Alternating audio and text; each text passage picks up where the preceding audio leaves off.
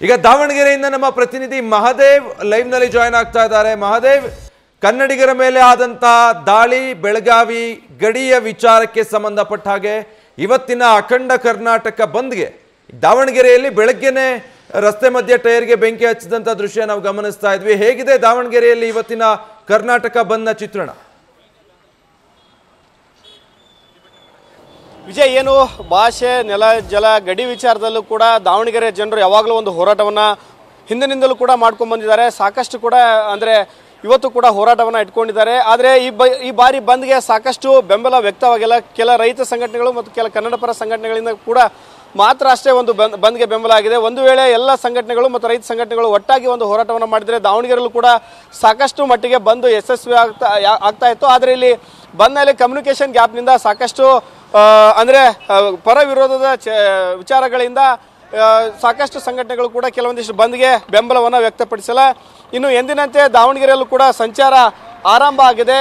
ಈಗ ಸರ್ಕಾರಿ ಬಸ್ ಆಗಲಿ, ಖಾಸಗಿ ಬಸ್ ಆಗಲಿ ಏನು ಒಂದು ನೈತಿಕ ಬೆಂಬಲವನ್ನು ಮಾತ್ರ ನೀಡಿರೋದ್ರಿಂದ ಯಾವುದೇ ರೀತಿಯಾದಂಥ ಅಂದರೆ ಬಸ್ಸನ್ನು ತಡೆಯೋದಕ್ಕಾಗಲಿ ಯಾವುದಕ್ಕೆ ಬಂದ್ಗೆ ಅಂದರೆ ಒತ್ತಾಯಪೂರ್ವಕವಾಗಿ ಬಂದನ್ನು ಮಾಡುವಂಥ ಒತ್ತಾಯಪೂರ್ವಕವಾಗಿ ಬಂದ್ ಮಾಡಬಾರ್ದು ಅಂತ ಏನು ಹೇಳಿದ್ದಾರೆ. ಹೀಗಾಗಿ ಯಾರು ಕೂಡ ಒಂದು ಒತ್ತಾಯಪೂರ್ವಕವಾಗಿ ಬಂದ್ ಮಾಡದೇ ಇರೋ ಕಾರಣ ಎಂದಿನಂತೆ ಖಾಸಗಿ ಬಸ್ ಆಗಿರ್ಬೋದು, ಸರ್ಕಾರಿ ಬಸ್ ಆಗಿರ್ಬೋದು, ಆಟೋ ಸಂಚಾರ ಎಂದಿನಂತೆ ನಡೀತಾ ಇದೆ. ಇನ್ನು ಅಂಗಡಿ ಮುಂಗಟ್ಟುಗಳನ್ನು ಕೂಡ ಹೋಟೆಲ್ ಮಾಲೀಕರು ಕೂಡ ತೆಗೆದಿರುವಂಥದ್ದು. ಅಂದರೆ ಹೋಟೆಲ್ ಮಾಲೀಕರು ಕೂಡ ಒಂದು ಅವರಿಗೆ ಬಳಿ ಮನವಿಯನ್ನು ಮಾಡಿಕೊಂಡಿತ್ತು, ಬಂದ್ಗೆ ಸಹಕರಿಸಿ ಅಂತ ಹೇಳಲಾಗಿತ್ತು. ಆದರೂ ಕೂಡ ಅವರು ಬಂದ್ಗೆ ನೈತಿಕ ಬೆಂಬಲವನ್ನು ಮಾತ್ರ ಕೊಡ್ತೀವಿ, ಯಾಕಂದರೆ ಭಾಷೆ, ನೆಲ, ಗಡಿ ವಿಚಾರ ಅಂತಂದರೆ ನಾವು ಕೂಡ ಹೋರಾಟವನ್ನು ಮಾಡ್ತೀವಿ. ಆದರೆ ಈಗ ವ್ಯಾಪಾರಕ್ಕೆ ಸಾಕಷ್ಟು ಅನಾನುಕೂಲ ಆಗುತ್ತೆ. ಹೀಗಾಗಿ ನಾವು ಯಾವುದೇ ಕಾರಣಕ್ಕೂ ಬಂದನ್ನು ಮಾಡೋದಿಲ್ಲ, ಬೇಕಾದ್ರೆ ನೈತಿಕ ಬೆಂಬಲವನ್ನು ಕೊಡ್ತೀವಿ ಅಂತ ಹೇಳಿರುವಂಥದ್ದು. ಮತ್ತು ಇದೇ APMC ಮಾರ್ಕೆಟ್ ಇರೋದ್ರಿಂದ ಇಲ್ಲಿ ಕೂಡ ಸಾಕಷ್ಟು ಎಂದಿನಂತೆ ವ್ಯಾಪಾರ ವಹಿವಾಟು ನಡೀತಾ ಇದೆ.